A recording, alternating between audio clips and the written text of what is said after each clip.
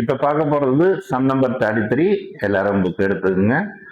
33 some எடுத்துக்கங்க.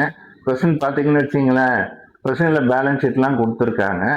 ஆனால் வந்து நம்மளை என்ன ஃபைண்ட் அவுட் பண்ண சொல்லியிருக்காங்கன்னு சொல்லிட்டு பிறகு கடைசியாக பார்ப்போம். இந்த கீழே அட்ஜஸ்ட்மெண்ட்ஸ் தான் கொடுத்துருப்பாங்க, பார்ப்போம். கொஸ்டின் படிக்கிறேன். The following was the balance sheet of A, B and C, sharing profit and losses in the ratio of 6/14, 5/14, 3/14 respectively.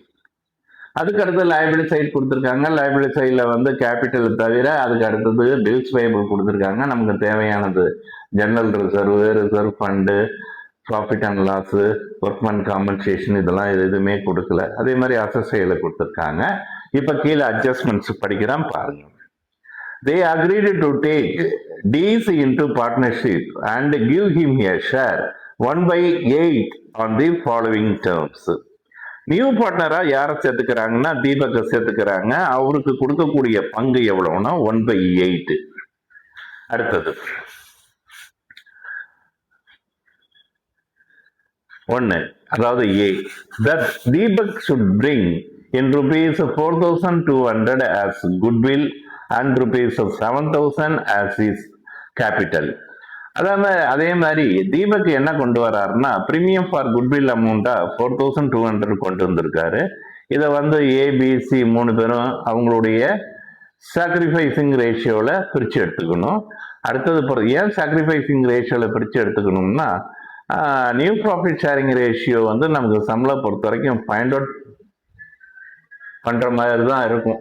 கொஸ்டினில் பொறுத்த வரைக்கும் நம்ம வந்து இந்த டீட்டெயில்ஸ் நான் கடைசியாக சொல்கிறேன். அந்த ப்ரீமியம் ஃபார் குட்வில் அமௌண்ட்டை அவங்க எப்படி பிரித்து எடுத்துக்கிறாங்கன்னு சொல்லிட்டு.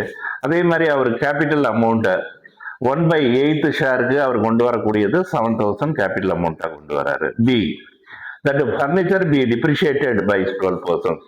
ரிவல்யூஷன் பண்ணும் போது இது ஒரு லாஸ் ஐட்டம்ஸ். ஏன்னா ஃபர்னிச்சர் வேல்யூ 12% வந்து டிக்ரீஸ் ஆகுது. That stock be depreciated by 10%. இதுவும் loss items.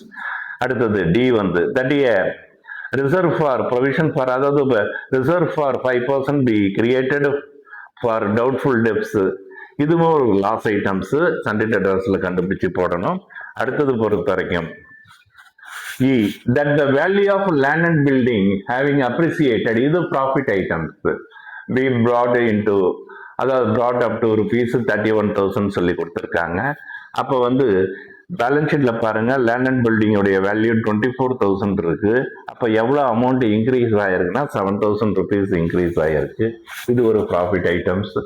That after making the adjustments the capital accounts of the old partners who continue to share in the same proportion and before. B, adjustment, அதாவது adjusted on the basis of the proportion of D's capital to his share in the business, that is actual cash to be paid off to or brought in by the old partners as the case may be.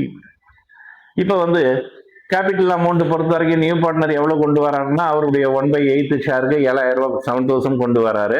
அந்த அடிப்படையில் new profit sharing ரேஷியோலேயே மற்ற பார்ட்னருடைய capital, அதாவது ABC இவங்க 3 capital amount இருக்கணும்னு சொல்லியிருக்காங்க.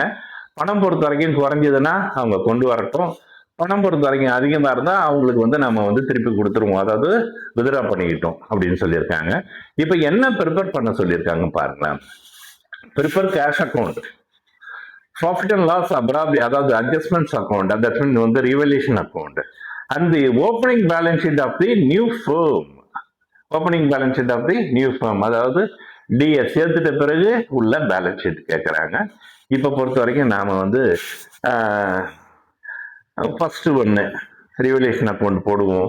அதுக்கு அடுத்தது பிரகாரம் கேஷ் அக்கௌண்ட் போட்டோம்னா போடுவோம். அப்புறம் தான் பேலன்ஸ் ஷீட் பார்த்துப்போம்.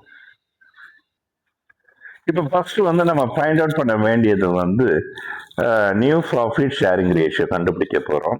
அப்போ ஓல்டு ஷேர் பொறுத்த வரைக்கும் எடுத்து எழுதிக்கிட்டேன். ஏபிசிக்கு 6/14, 5/14, 3/14. ஏ ரிமைனிங் ஷேர், அப்போ 1 மைனஸ் டிஸ்னுடைய ஷேர் 1/8. அப்போ ரிமைனிங் ஷேர்னா 7/8. இப்போ நியூ ப்ராஃபிட் ஷேரிங் ரேஷியோ வரப்போகிறோம். அதுக்கு ஃபார்முலா என்னன்னா old share into remaining share. இப்போ ஏக்கு கண்டுபிடிக்கும் போது old share 6/14 into remaining share வந்து 7/8. இப்போ மல்டிபிள் பண்ணீங்கன்னா 42/112. அதே மாதிரி பிக்கு 5/14 இன்டூ 7/8 மல்டிபிள் பண்ணும்போது 35/112. அடுத்தது சிக்கு பொறுத்த வரைக்கும் 3/14 இன்டூ 7/8 மல்டிபிள் பண்ணும்போது 21/112. இப்போ டிஸுக்கு பொறுத்த வரைக்கும் 1/8 இருக்கு. அப்போ 112ல வந்து 8 எத்தனை டைம்ஸ் இருக்குன்னா 14 டைம்ஸ் 14 டைம்ஸ் இருக்கு. அப்போ 14 இன்டூ 1 எவ்வளோ வருதுன்னா 14. அப்போ 14/112. இப்போ நியூ ப்ராஃபிட் ஷேரிங் ரேஷியோ பார்த்தீங்கன்னா 42:35:21:14:. அப்போ மொத்தம் கூட்டினீங்கன்னா 112 வருது. ரைட், இதை இன்னும் சிம்பிளிஃபை பண்ணலாம். 7ஆல எல்லாமே டிவைட் பண்ணும். அப்போ 6:5:3:2. இப்போ டோட்டல் பார்த்தீங்கன்னா 16 வருது. இதுக்கு அடுத்தது ஃபைண்ட் அவுட் கேபிட்டல் அமௌண்ட் கண்டுபிடிக்க போகிறோம். இப்போ பார்த்தீங்கன்னா 1/8 ஷேருக்கு நியூ பார்ட்னர் எவ்வளோ கொண்டு வராரு? 7,000 கொண்டு வராரு. அதாவது டிஎஸ் கேபிட்டல் அமௌண்ட் வந்து 1/8 ஷேருக்கு எவ்வளோ கொண்டு வராருன்னா 7,000. அப்போ டோட்டல் கேபிட்டல் அமௌண்ட் பொறுத்த வரைக்கும் பார்த்தீங்கன்னா அப்படியே ரிவர்ஸில் போட்டுங்க. 7,000 × 8/1 எவ்வளோ அமௌண்ட் வருது பாருங்க, 56,000 வருது. இந்த 56,000ல 56,000 into 6/16 அப்படியும் போடலாம். இங்க போட்டுக்கோங்க பாருங்க. அதாவது 56,000 into 6/16 எவ்வளோ அமௌண்ட்னா 21,000. அடுத்தது பொறுத்த வரைக்கும் பார்த்தீங்கன்னா 56,000 into 5/16 எவ்வளோ அமௌண்ட் வருதுன்னா 17,500. அடுத்தது பொறுத்த வரைக்கும் 56,000 into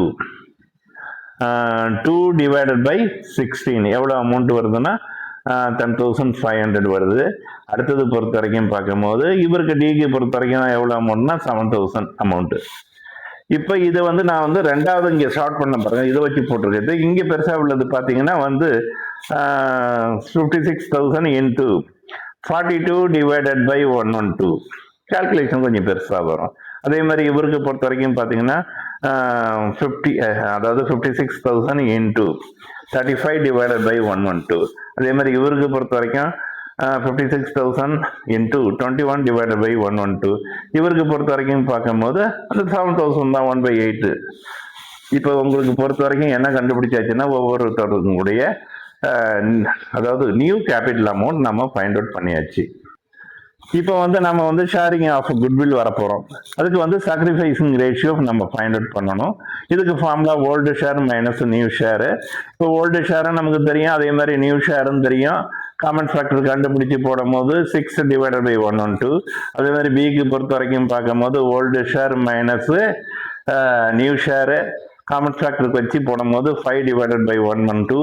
அதே மாதிரி சிக்கு பொறுத்த வரைக்கும் பார்க்கும்போது old share minus new share common factor 112 வச்சு நம்ம சம் போடும் போது எவ்வளோன்னா 3/112. இப்போ சாக்ரிஃபைசிங் ரேஷியோ பார்க்கும்போது 6:5:3. இப்போ டோட்டல் எவ்வளோ வந்ததுன்னா 14 வந்துடுச்சு. இப்போ வந்து ப்ரீமியம் ஃபார் குட்வில் எவ்வளோ டி கொண்டு வராருன்னா ப்ரீமியம் ஃபார் குட்வில் 4,200. இப்போ அந்த ரேஷியோ விதம் நம்ம பிரித்து கொடுக்கும் போது ஏக்கு பொறுத்த வரைக்கும் 1,800, பிக்கு பொறுத்த வரைக்கும் பார்த்தீங்கன்னா 1,500, அண்ட் தென் சிக்கு பொறுத்த வரைக்கும் பார்த்தீங்கன்னா 900. இப்போ உங்களுக்கு பொறுத்த வரைக்கும் வந்து இப்போ இந்த கால்குலேஷன் பொறுத்த வரைக்கும் நம்ம போட்டு முடிச்சாச்சு. இதுக்கு அடுத்தது தான் நம்ம ரீவல்யூஷன் அக்கௌண்ட்டுக்கு வரப்போகிறோம். ஆன்சருக்கே இப்போ தான் வரப்போகிறோம்னு வச்சுங்களேன். ஆனால் எல்லாத்தையும் நம்ம கண்டுபிடிச்சி வச்சுக்கிட்டோம்.